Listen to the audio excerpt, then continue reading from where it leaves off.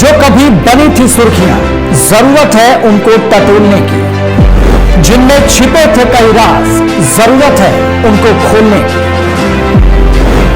जख्मों की डोर से घटनाओं के शोर तक, किसी को अपनों की तलाश, अब होगा राज का पर्दाफाश। क्योंकि हम लेंगे खबरों की खबर। नमस्कार, मैं रवीश कुमार। कोरोना का टीका तो आपने लगवाया ही होगा। अब इसके बारे में एक खबर आई है। टीका बनाने वाली एक कंपनी एस्ट्राजेनेका ने ब्रिटेन की अदालत में मान लिया है कि कुछ दुर्लभ मामलों में उसके टीके का साइड इफेक्ट होता है। इसी कंपनी का टीका भारत में आपको कोविशील्ड के नाम से दिया गया। भारत में 2 अरब से अधिक टीके लगे हैं। इनमें से 1 अरब 70 करोड़ टीका तो केवल कोविशील्ड का था। क्या यह आप सभी के लिए चिंता का विषय है? लेकिन जब तक कोई वैज्ञानिक साक्ष्य ना हो, ठीक से शोध ना आ जाए, आपको हड़बड़ी नहीं करनी चाहिए। बेशक सरकार को तुरंत इस मुद्दे पर जनता को आश्वस्त करना चाहिए कि यह जानने के बाद उसे क्या क्या करना चाहिए। केवल दुर्लभ कहना काफी नहीं, देखना चाहिए कि एक निश्चित संख्या में कितने लोगों को इसका साइड इफेक्ट होता है, जिसके कारण हार्ट अटैक और ब्रेन हेमरेज हो जाता है। हम आज के वीडियो में इस पर बात करेंगे, लेकिन आपको कोरोना के समय की कुछ पुरानी बातें भी याद दिलाएंगे कि टीका हमेशा फ्री नहीं था। विपक्ष की पहल और दबाव के बाद फ्री किया गया। आप जानते हैं कि भारत में जनवरी 2020 में टीके लगने शुरू हुए। कोविशील्ड का टीका लगवाने के लिए लोग लाइनों में लग जाते थे, खुद से मांग करते थे। लेकिन जब से ब्रिटेन की अदालत से यह खबर आई है, लोग तरह तरह की आशंकाओं में जीने लग गए हैं। इसकी वजह भी है हाल के दिनों में हार्ट अटैक की घटनाएं और लोगों का टीके के दुष्प्रभाव से उसे जोड़ देना। अब टीके के कारण हार्ट अटैक की घटनाएं बढ़ी हैं या सामान्य ही हैं, इस पर भी मैं टिप्पणी करने से बचूंगा, क्योंकि जिस देश में जनगणना तक नहीं हुई हो, उस देश में इसका डेटा सही होगा, इसकी उम्मीद कम से कम मुझे नहीं है। फिर भी हम इसके बारे में भी इस वीडियो में आगे चलकर बात करेंगे। कोविशील्ड टीके की खोज करने वाली कंपनी एस्ट्राजेनेका ने ब्रिटेन की अदालत में माना है कि इसका साइड इफेक्ट यह होता है कि कभी कभी खून का थक्का जम जाता है और प्लेटलेट्स कम हो जाता है, जिसके कारण कार्डियक अरेस्ट होता है, जिसे आम जुबान में लोग हार्ट अटैक कहते हैं। इसके अलावा ब्रेन हेमरेज का भी खतरा हो जाता है। इस बीमारी का वैज्ञानिक नाम है थ्रोम्बोसिस विद थ्रोम्बोसाइटोपिनिया सिंड्रोम या टीटीएस। टीका बनाने के 3 साल के बाद कंपनी ने पहली बार यह कबूल किया है कि उसके टीके से दुर्लभ मामलों में टीटीएस का खतरा हो सकता है। एस्ट्राजेनेका पर कई लोगों ने केस किया कि इनके टीके से गंभीर बीमारी और मौत हो सकती है। 50 से अधिक केस दायर हुए हैं ब्रिटेन में और 100 मिलियन पाउंड के हर्जाने का कंपनी पर दावा किया गया है। अप्रैल 2021 में ब्रिटेन के एक नागरिक जेमी स्कॉट के दिमाग में टीका लगाने के तुरंत बाद खून का थक्का फंस गया और 3 बार उनकी जान जाते जाते बची। जेमी स्कॉट ने एस्ट्राजेनेका पर केस कर दिया कि इसके टीका से खास तरह का साइड इफेक्ट हो सकता है। वैसे ब्रिटेन में साइड इफेक्ट की बात टीके के लॉन्च के समय से ही होने लगी थी। उस समय यह सुझाव दिया गया कि 40 से कम उम्र के लोगों को वैकल्पिक टीका दिया जाएगा, क्योंकि यह माना गया कि टीके का खतरा कोविड से भी ज्यादा हो सकता है। कोर्ट में वकीलों ने कहा कि जितनी उम्मीद कर रहे थे, टीका उतना सुरक्षित नहीं निकला। ब्रिटेन की medicine and health care products regulatory agency यानी MHRA के आधिकारिक आंकड़ों के अनुसार इंग्लैंड में कम से कम 81 मौतें ऐसी रही हैं जो टीके के रिएक्शन से हुई हैं। मरने वालों में प्लेटलेट्स कम होने के अलावा खून के थक्के भी बनने लगे थे। जिन लोगों में इस तरह का रिएक्शन देखा गया, उनमें से हर 5वें व्यक्ति की मौत हो गई। ये आधिकारिक आंकड़े हैं। दिसंबर 2020 में एस्ट्राजेनेका ने अपने टीके का इमरजेंसी लॉन्च किया। उस समय के ब्रिटेन के प्रधानमंत्री बोरिस जॉनसन ने कहा था कि यह ब्रिटेन के विज्ञान की जीत है। कई प्रकार के रिसर्च में भी दावा किया गया कि एस्ट्राजेनेका का बनाया टीका सबसे सुरक्षित है। दुनिया भर के रेगुलेटर ने कहा कि टीका लगाने से रिस्क कम होता है, नहीं लगाने पर जान जाने का रिस्क ज्यादा हो जाता है। विश्व स्वास्थ्य संगठन ने इसे सुरक्षित बताया था। इसके बाद भी कुछ ही महीने के भीतर यानी मार्च 2021 में ही एक नई किस्म की बीमारी की पहचान कर ली गई और इस दुर्लभ बीमारी पर शोध शुरू हो गया। इसका नाम पड़ा vaccine induced immune thrombocytopenia and thrombosis यानी VITT। जुलाई 2021 में ही एक वैज्ञानिक शोध पत्र छप चुका था जिसमें बताया गया कि टीका लेने वालों में 5 से 24 दिनों के भीतर VITT के केस आने लग जाते हैं। ऑस्ट्रिया, नॉर्वे, जर्मनी में ऐसे कई केस मिले। पीड़ितों के वकीलों ने दावा किया है कि VITT एक प्रकार से TTS का ही रूप है जिससे खून जम जाता है। इसकी सटीक परिभाषा के लिए किसी चिकित्सक और वैज्ञानिक से सलाह लीजिए। काफी समय से एस्ट्राजेनेका यह मानने को तैयार ही नहीं थी कि टीके से ऐसी कोई बीमारी हो सकती है। 1 साल बाद इस कंपनी ने माना है कि उसके बनाए टीके के साइड इफेक्ट से हार्ट अटैक हो सकता है। ब्रिटेन के नागरिक जेमी स्कॉट के केस में मई 2023 में कंपनी ने कहा कि हम नहीं मानते कि टीके के कारण जेनेरिक स्तर पर खून के थक्के जमने की स्थिति पैदा होती है। लेकिन फरवरी 2024 में यही कंपनी पलट गई और मान लेती है कि उनके टीके से दुर्लभ मामलों में प्लेटलेट कम हो सकते हैं और खून के थक्के जम सकते हैं। क्यों होता है ऐसा, अभी स्पष्ट नहीं है। कंपनी ने कहा है कि बिना टीके के भी खून जम सकता है, इसलिए हर केस की अलग अलग जांच के बाद ही पता चल पाएगा कि ऐसा क्यों हुआ। कंपनी के खिलाफ वकीलों ने कहा है कि इनके टीके में खामियां हैं और इसके प्रभाव को लेकर जरूरत से ज्यादा बढ़ा चढ़ाकर दावे किए गए। एस्ट्राजेनेका ने इस बात का विरोध किया है। कंपनी तो यह भी कहती है कि उसने अप्रैल 2021 में ही अपने प्रोडक्ट में यह सूचना जोड़ दी थी कि टीका पूरी तरह सुरक्षित है, लेकिन कुछ दुर्लभ मामलों में खून का थक्का जम सकता है। जेमी स्कॉट के केस के जवाब में कंपनी ने यह बात मानी है कि उसके टीके का साइड इफेक्ट है। अगर कंपनी ने यह बात स्वीकार कर ली है कि उसके टीके से बीमारी और मौत हो सकती है, तो उसे करोड़ों का हर्जाना देना होगा। हालांकि कंपनी को सरकार से सुरक्षा प्राप्त है तो पैसा सरकार देगी, लेकिन सरकार ने फिलहाल इस मामले में हस्तक्षेप करने से इनकार कर दिया है।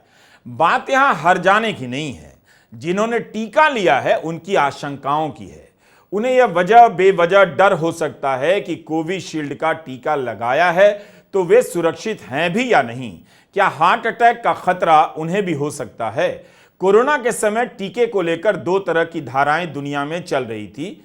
जो धारा टीके पर सवाल उठा रही थी उन्हें कानून से डराया जा रहा था, विज्ञान का विरोधी बताया जा रहा था। इसके लिए एंटी वैक्सर्स, वैक्सीन हेजिटेंसी जैसे शब्दों का इस्तेमाल हो रहा था।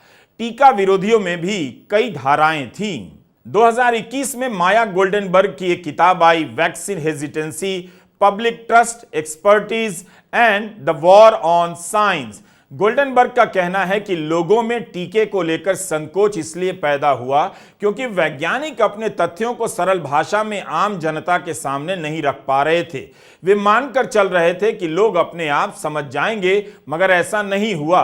कई लोगों को अपने डॉक्टर में तो भरोसा हो सकता है, लेकिन हेल्थ सिस्टम में नहीं। कई टीका विरोधी धार्मिक मान्यताओं के अनुसार टीके का विरोध करने लगे, कुछ विज्ञान विरोधी मान्यताओं के आधार पर विरोध करने लगे और कुछ वैज्ञानिक आधार पर सवाल कर रहे थे। उनका मानना था कि ठीक से जांच परख के बाद ही टीके को लॉन्च करना चाहिए, ना कि हड़बड़ी में। वे इस बात को लेकर और आश्वस्त होना चाहते थे कि टीके को लॉन्च करने में सभी प्रकार की सावधानियां बरती गई हैं। वैसे भारत में भी वैक्सीन वॉर नाम से एक बेकार सी फिल्म बनी थी। ब्रिटेन और अमेरिका में वैक्सीन की खोज हुई, मगर इन देशों में राष्ट्रपति और प्रधानमंत्री को लेकर फिल्म नहीं बनी। भारत में प्रोपेगेंडा फिल्म बनाने का टाइम भी है, पैसा भी है और मूर्ख दर्शकों की कोई कमी नहीं है। हमने कोविड के दौरान कई कार्यक्रम किए। इस दौरान हमारे कुछ एक्सपर्ट ने टीके का समर्थन करते हुए भी कहा कि जो लोग वैज्ञानिक आधार पर टीके पर सवाल उठा रहे हैं उन्हें भी सुनने की जरूरत है, क्योंकि इस वक्त हम हर पहलू जान लेने का दावा नहीं कर सकते हैं। लेकिन कोरोना के समय कई सरकारों ने कई तरह से मजबूर किया, टीका लेना है। उन सवालों को नहीं सुना गया। पीछे की तरफ मुड़कर देखिए तो कोरोना तेजी से फैल रहा था। संक्रमण को रोकने का जाना हुआ रास्ता भी यही था कि टीका लगे, टीका आए। तब देश और समाज की जिम्मेदारी बन गई कि टीका लें और दूसरे को कोविड होने से रोकें। जो भी इसका विरोध करता था उस वक्त मजाक उड़ाया जाता था। दुनिया भर में टीके का विरोध अलग अलग कारणों से हुआ, मगर भारत में ज्यादातर विरोध नहीं हुआ। लोगों ने उत्साह और विश्वास के साथ टीके लगाए। लेकिन जब टीकाकरण का दूसरा दौर शुरू होता है, यानी तीसरा डोज लगने लगा, तब वो अभियान ठंडा पड़ गया। कब बंद हो गया पता नहीं चला। उसके बाद जब हार्ट अटैक से मरने की खबरें आने लगी, तब टीके की असर की बात लोग करने लग गए और डरने भी लग गए। अक्टूबर 2023 में नवरात्र और गरबे के आयोजनों में होने वाली मौतों के बीच केंद्रीय स्वास्थ्य मंत्री मनसुख मंडाविया ने आईसीएमआर की एक रिपोर्ट का हवाला देते हुए चेतावनी भरा बयान दे दिया कि जिन लोगों को गंभीर कोविड हुआ था, उन्हें कोविड से ठीक होने के बाद कम से कम 1-2 साल कठोर श्रम और जरूरत से ज्यादा कसरत करने से बचना चाहिए, ताकि दिल का दौरा पड़ने की घटनाओं से बचा जा सके। इस बयान से आशंका फैल गई कि क्या कोविड के बाद हार्ट अटैक बढ़े हैं, क्या टीका कारण हो सकता है। बाद में जब आईसीएमआर की यह रिपोर्ट जारी हुई तो निष्कर्ष यह निकला कि दिल के दौरे से अचानक होने वाली मौतों और कोविड के टीके के बीच कोई संबंध नहीं है। इसका कारण कोविड के बाद अस्पताल में हुए इलाज, पारिवारिक सेहत के इतिहास, धूम्रपान और असामान्य या अत्यधिक कसरत को बताया गया। आपको याद होगा पिछले साल गुजरात में डांडिया करते वक्त कई लोग हार्ट अटैक से मारे गए। एनसीआरबी के आंकड़ों के अनुसार 2022 में दिल के दौरे से होने वाली मौतों में 12% से अधिक की बढ़ोतरी देखी गई। मीडिया में गरबे के दौरान 22 लोगों की मौत होने की खबरें छपी हैं। मरने वालों में ज्यादातर किशोर थे या प्रौढ़ थे। तब केंद्रीय स्वास्थ्य मंत्री ने जांच कराने की बात कही। जनवरी 2023 की यह रिपोर्ट कई जगहों पर छपी है। कानपुर में एक दिन में 25 लोगों की मौत हार्ट अटैक और ब्रेन स्ट्रोक से हो गई। तब इसके पीछे ठंड को कारण बताया गया। कुछ दिनों के बाद रिपोर्ट छपती है कि एक सप्ताह में कानपुर में 98 लोगों की मौत हार्ट अटैक से हो गई। 44 लोग अस्पताल में मरे, बाकी अस्पताल पहुंचने या इलाज से पहले ही मर गए। इसी के साथ टीके के असर की चर्चा होने लग गई। मुंबई के अखबारों में भी हार्ट अटैक को लेकर रिपोर्टिंग काफी बड़ी है। टाइम्स ऑफ इंडिया की मालती अय्यर की एक रिपोर्ट है कि मुंबई में 2022 में हर दिन 26 लोग हार्ट अटैक से मरे हैं। यह जानकारी एक आरटीआई कार्यकर्ता ने निकाली थी। मालती अय्यर की एक दूसरी रिपोर्ट में मुंबई के फोर्टिस अस्पताल का आंकड़ा है। यह रिपोर्ट मई महीने में छपी है। आए दिन ट्विटर पर वीडियो साझा किया जाता है। बहुत कम उम्र के नौजवान डांस कर रहे हैं या बात कर रहे हैं, हार्ट अटैक होता है, गिरकर मर जाते हैं। इसी फरवरी में कर्नाटका के क्रिकेट खिलाड़ी के होयसला की मैच के बाद दिल का दौरा पड़ने से मौत हो गई। उनकी उम्र 34 साल थी। आपने खबरों में देखा है कि पिछले कुछ सालों में कई नौजवान हस्तियों की अचानक दिल का दौरा पड़ने से मौत हो गई। गायक के, अभिनेता सिद्धार्थ शुक्ला, पुनीत राजकुमार, विवेक राज कौशल, राजीव कपूर, अमित मिस्त्री कम उम्र में ही दिल के दौरे का शिकार हो गए। हम ये जानते हैं कि हार्ट अटैक के कई कारण होते हैं, लेकिन ट्विटर पर साझा करने वाले टीके का ही प्रमुख रूप से जिक्र करने लगे, जिससे यह आशंका फैली होगी कि टीके का कहीं असर तो नहीं है। अब ब्रिटेन से आई खबर जिसमें टीका बनाने वाली कंपनी ही मान रही है कि साइड इफेक्ट हो सकते हैं, तो जाहिर है लोग फिर से सवाल करने लग जाएंगे। एक मसला मुआवजे का भी है। ब्रिटेन में अगर टीके से कोई बीमारी हो जाए या मौत हो जाए तो ब्रिटेन की सरकार अपनी तरफ से मुआवजा देती है। 1,20,000 पाउंड यानी भारतीय रुपए में 1.25 करोड़। इसे भी वहां के लोग कम बताते हैं। सूचना के अधिकार के तहत मिली जानकारी के अनुसार ब्रिटेन की सरकार ने फरवरी 2024 तक टीके से जुड़े 163 मामलों में मुआवजा दिया। इनमें से 158 केस एस्ट्राजेनेका से जुड़े थे। भारत में तो सुप्रीम कोर्ट ने ही एक मामले में कह दिया, अगर टीके से किसी की मौत होगी तो सरकार जिम्मेदार नहीं होगी। भारत में कितने लोग मारे गए इसी की प्रामाणिक संख्या नहीं है। 2022 में लांसेट की रिपोर्ट आई कि WHO के आकलन के अनुसार भारत में 47 लाख से अधिक लोग मरे। यह आंकड़ा सरकार के अनुमान से 10 गुना ज्यादा था। सरकार ने इस पर भी सवाल उठा दिया। उस समय भी कांग्रेस ने मांग की थी कि हर परिवार को 4 लाख रुपए का मुआवजा मिले। ब्रिटेन में एक नागरिक ने केस कर कंपनी से सच बुलवा लिया, लेकिन भारत जैसे देश में पता तक नहीं चला कितने लोग किस वजह से मरे, वैक्सीन से कितने लोग मरे और कोविड से कितने लोग मरे। भारत में कोविशील्ड बनाने वाली सीरम इंस्टीट्यूट का एस्ट्राजेनेका से करार हुआ। उस समय इस पर भी विवाद था कि सीरम के बनाए टीके को देसी कहा जाए या विदेशी, क्योंकि रिसर्च तो ऑक्सफोर्ड यूनिवर्सिटी और एस्ट्राजेनेका की थी, जो ब्रिटेन की दूसरी सबसे बड़ी कंपनी है। अब सवाल उठता है कि अगर यही कंपनी ब्रिटेन में मानती है कि खून का थक्का जम जाता है, कुछ दुर्लभ मामलों में हार्ट अटैक या ब्रेन हेमरेज हो सकता है, तब फिर भारत में इस कंपनी के रिसर्च पर ट्रायल करने वाली सीरम इंस्टीट्यूट और भारत की मेडिकल रिसर्च संस्थाओं को भी आगे आकर अपनी बात रखनी चाहिए। बताना चाहिए कि जब कोविशील्ड की खोज करने वाली कंपनी मान रही है, तो क्या उनके रिसर्च में अभी तक ये बात सामने आई है? क्या लोगों को चिंता करने की जरूरत है? इस खबर के बाद तो अपनी बात रखनी ही चाहिए। मुमकिन है टीके के लॉन्च के समय जानकारी ना हो, लेकिन अब जब साइड इफेक्ट की कई घटनाएं हो चुकी हैं, कंपनी भी मान रही है, इस पर कोई कदम कंपनियों को उठाने की जरूरत है। प्रधानमंत्री मोदी दावा किया करते थे कि टीका पूरी तरह सुरक्षित है, तो क्या अब यह नहीं बताया जाना चाहिए कि कंपनी ने साइड इफेक्ट की बात मानी है? ऐसे में टीका लेने वाले भारतीय नागरिकों को क्या करना चाहिए? आखिर एस्ट्राजेनेका ने भी तो अपनी राय बदली। 7 जून 2021 को प्रधानमंत्री मोदी ने राष्ट्र के नाम संबोधित करते हुए कहा कि सरकार ने रिसर्च के लिए पैसा दिया। यह भी कहा कि हमें विश्वास था कि हम टीका बना लेंगे। हमें पूरा विश्वास था कि हमारे वैज्ञानिक बहुत ही कम समय में वैक्सीन बनाने में सफलता हासिल कर लेंगे। इसी विश्वास के चलते जब हमारे वैज्ञानिक अपना रिसर्च वर्क कर ही रहे थे, तभी हमने लॉजिस्टिक्स और दूसरी तैयारियां शुरू कर दी थी।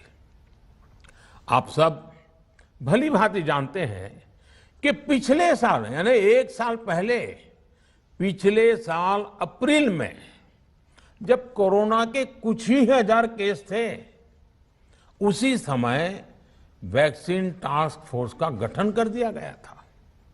भारत में भारत के लिए वैक्सीन बनाने वाली कंपनियों को सरकार ने हर तरह से सपोर्ट किया। वैक्सीन निर्माताओं को क्लिनिकल ट्रायल में मदद की गई, रिसर्च और डेवलपमेंट के लिए जरूरी फंड दिया गया। हर स्तर पर सरकार उनके साथ कंधे से कंधा मिलाकर चली।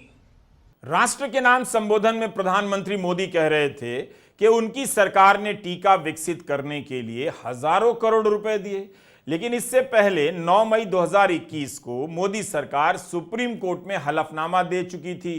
कोर्ट में उसका बयान आता है कि सीरम और भारत बायोटेक को क्लिनिकल ट्रायल के लिए कुल 46 करोड़ रुपए दिए गए। इसी हलफनामे में केंद्र सरकार कहती है कि इन दोनों कंपनियों को टीके की रिसर्च और डेवलपमेंट के लिए कोई पैसा नहीं दिया है, जबकि भारत बायोटेक के कोवैक्सीन को पीपीपी मॉडल से बनाया गया है। इसमें आईसीएमआर और भारत बायोटेक दोनों साझीदार हैं। भाषणों में हजारों करोड़ का जिक्र आ जाता है और हलफनामे में बात 46 करोड़ पर आ जाती है। लेकिन ब्रिटेन में इस तरह के टीके पर 20 साल से रिसर्च चल रहा था। गार्डियन में खबर छपी है कि एस्ट्राजेनेका के टीके की रिसर्च और उसके विकास में लगा 97% पैसा पब्लिक फंड से था, सरकारी था।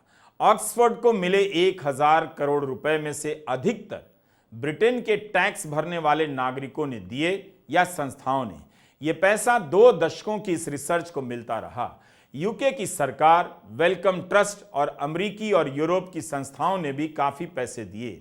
कोविशील्ड का इंटेलेक्चुअल पेटेंट एस्ट्राजेनेका के पास है। भारत में कोविशील्ड बनाने वाली कंपनी हाल ही में न्यूज में आई। जब सुप्रीम कोर्ट के आदेश के बाद चंदा धंधा का डिटेल सार्वजनिक हुआ, उसी समय इलेक्टोरल ट्रस्ट को लेकर भी खबर छपी। पता चला कि 2022-23 में सीरम इंस्टीट्यूट सबसे अधिक चंदा देने वाली दूसरी बड़ी कंपनी थी। कंपनी ने 50 करोड़ रुपए से अधिक का चंदा दिया। इसके पहले 2021-22 में 45 करोड़ का चंदा दिया। केंद्र सरकार ने सीरम इंस्टीट्यूट को टीका बनाने का एकाधिकार दिया था।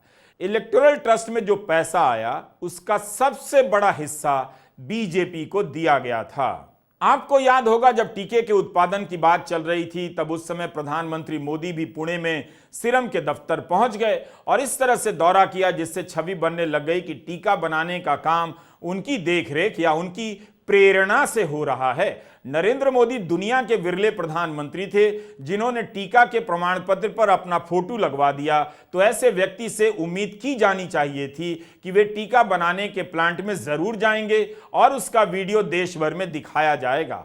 आपको याद होगा जब जनवरी 2020 में टीके लगने शुरू हुए तब कई चरणों में इसे लगाया गया। पहले स्वास्थ्य कर्मियों को, फिर सरकारी कर्मचारियों को, फिर 60 से ऊपर के बुजुर्गों को और उसके बाद 45 से ऊपर के लोगों को टीका लगा। धीरे धीरे 18 साल से ऊपर के सभी को टीका दिया जाने लगा। क्या टीका शुरू से मुफ्त में था? शुरू में बिल्कुल नहीं था। दो तरह का सिस्टम अपनाया गया। 60 से अधिक उम्र और 45 से अधिक उम्र के वे लोग जिन्हें कोई बीमारी हो उनके लिए सरकारी अस्पतालों में टीका फ्री था, लेकिन प्राइवेट स्वास्थ्य संस्थानों में 250 रुपए तक की कीमत पर टीका मिलने लगा। उसी समय America, Brazil, Mexico, England, Italy, रूस, फ्रांस, जर्मनी जैसे देशों ने मुफ्त में टीका लगा रहे थे। तभी सवाल उठने लगा कि हर देश में फ्री में टीका लग रहा है, भारत में पैसे क्यों लग रहे हैं? यह सवाल वही विपक्ष उठा रहा था जिसके बारे में आप कहते हैं कि दिखाई नहीं देता, विपक्ष ने भूमिका नहीं निभाई वगैरह वगैरह। बहुत बाद में टीका फ्री हुआ। यही नहीं, टीका लगाने की रफ्तार भी काफी धीमी थी। उस समय टीका खरीदने की जो नीति बनाई गई उसे लेकर सरकार की बहुत आलोचना हुई। मुमकिन है आप भूल चुके होंगे क्योंकि आपके दिमाग में चिप में जो भी दिमाग का चिप है मंदिर को ही याद रखने की जगह बची हुई है। इन खबरों को पलटेंगे तो याद आएगा कि जगह जगह पर टीके के साथ मोदी जी का पोस्टर तब नहीं लगा जब टीके का पैसा लगता था। जैसे ही फ्री हुआ प्रचार शुरू हो गया कि मोदी जी फ्री में टीका दे रहे हैं। इन खबरों से पता चलता है कि मई 2021 से प्राइवेट सेक्टर में जब टीका मिलने लगा तो उसकी कीमत कहीं कहीं 2000 रुपए तक पहुंच गई। यही नहीं, सीरम और भारत बायोटेक दोनों कंपनियों ने केंद्र सरकार को 150 रुपए के दाम पर टीका दिया, मगर राज्यों को उससे भी डबल दाम पर। बाद में दाम कम हुआ, तब भी 300-400 के दाम पर राज्य सरकारों को टीका दिया जा रहा था। जून 2021 में सुप्रीम कोर्ट ने इसी बात को लेकर डांट लगाई कि 18 साल से 44 साल के बीच के लोगों से टीके के पैसे क्यों लिए जा रहे हैं। कोर्ट ने कहा मनमाने तरीके से नीति बनाई गई है। कोर्ट ने यह भी कहा कि अदालत ऐसे फैसलों के सामने मूक दर्शक बनकर बैठी नहीं रह सकती है। पहले इस ग्रुप में मुफ्त टीका नहीं था, बाद में इस फैसले को पलटा गया, तो अब याद आ गया होगा आपको। विपक्ष लगातार सवाल उठा रहा था कि सभी को टीका मिले, सभी को फ्री में मिले। यह विपक्ष का अभियान था, मोदी सरकार का नहीं। आपको गोदी मीडिया ने नहीं बताया होगा, लेकिन कांग्रेस के प्रचार वीडियो में कोरोना के समय को लेकर भी वीडियो है। इसी 5 अप्रैल को कांग्रेस के महासचिव जयराम रमेश ने एक पूरी टाइमलाइन बनाई और अपने हैंडल से ट्वीट किया। जयराम लिखते हैं कि भाजपा कोविड-19 के मुफ्त टीकाकरण को एक बड़ी उपलब्धि बता रही है, लेकिन सच तो यह है कि विपक्ष के दबाव और सुप्रीम कोर्ट के हस्तक्षेप के बाद मोदी सरकार को ऐसा करने के लिए बाध्य होना पड़ा। आप क्रोनोलॉजी समझिए। आगे जयराम लिखते हैं कि 18 अप्रैल 2021 को डॉक्टर मनमोहन सिंह ने प्रधानमंत्री मोदी को पत्र लिखकर उनसे टीका नीति को स्पष्ट करने का अनुरोध किया, जो तब तक बिल्कुल भी व्यवस्थित नहीं थी, और उन्हें टीकाकरण को अधिकतम स्तर पर ले जाने को लेकर काफी अच्छे सुझाव भी दिए। 19 अप्रैल 2021 को केंद्र सरकार ने उदारीकृत मूल्य निर्धारण तथा त्वरित राष्ट्रीय कोविड-19 टीकाकरण रणनीति की घोषणा की। ऐसा करके 18 से 44 वर्ष के बीच के नागरिकों के टीकाकरण की जिम्मेदारी राज्य सरकारों को दे दी गई। निश्चित रूप से यह एक यूनिवर्सल मुफ्त टीकाकरण योजना नहीं थी। 12 मई 2021 को विपक्ष के 12 नेताओं ने प्रधानमंत्री मोदी को एक संयुक्त पत्र लिखा, जिसमें उन्होंने मुफ्त यूनिवर्सल सामूहिक टीकाकरण अभियान की मांग की। 31 मई 2021 को सुप्रीम कोर्ट ने संशोधित टीकाकरण रणनीति को मनमाना और तर्कहीन करार दिया और मोदी सरकार को 13 जून 2021 तक इसकी समीक्षा करने का आदेश दिया। इसके बाद ही 7 जून 2021 को प्रधानमंत्री मोदी ने यूनिवर्सल टीकाकरण कार्यक्रम की घोषणा की। कोविड-19 महामारी के दौरान जिस तरह का भयंकर कुप्रबंधन देखने को मिला उसे भूलना मुश्किल है। जयराम लिखते हैं कि गंगा में लाशें तैर रही थीं, ऑक्सीजन की भारी कमी थी, टीकाकरण में अफरा तफरी और तरह तरह की खामियां थी। भाजपा के किसी भी लेवल का प्रचार कोरोना के समय के भारत के लोगों के दुख, दर्द और तकलीफ को नहीं मिटा पाएगा। तो अब आपको याद आ गया कि जो टीका आपको मुफ्त में मिला वो नहीं मिलता अगर विपक्ष ने लगातार अभियान नहीं चलाया होता, मनमोहन सिंह ने पत्र नहीं लिखा होता, विपक्षी दलों के 12 नेताओं ने मिलकर सरकार को पत्र नहीं लिखा होता। जो भी ये कहता है कि विपक्ष के पास सकारात्मक एजेंडा नहीं है, उसे याद दिलाइए केंद्र सरकार की नीति और टीके को लेकर राजनीति की बात का समय अब चला गया है। लेकिन राजनीति तो यहां तक की गई कि राज्यों पर छोड़ दिया गया कि वे खुद ही विदेशों से टीका आयात कर लें। राज्यों से कहा गया, जबकि यह काम केंद्र को करना चाहिए था। सुप्रीम कोर्ट ने इसी बात को लेकर केंद्र सरकार को कड़ी फटकार लगाई।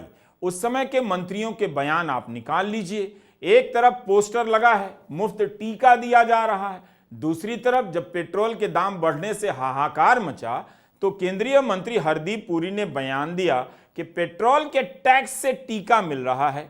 ब्रिटेन में एस्ट्राजेनेका ने मान लिया है कि टीके का साइड इफेक्ट है, तो भारत में भी इस पर संवाद होना चाहिए, वरना कंफ्यूजन और फैल सकता है। तब वैसी स्थिति में आप किसी नागरिक को दोष नहीं दे सकते। इसलिए सरकार को और कंपनियों को तुरंत पहल करनी चाहिए। नमस्कार, मैं रवीश कुमार।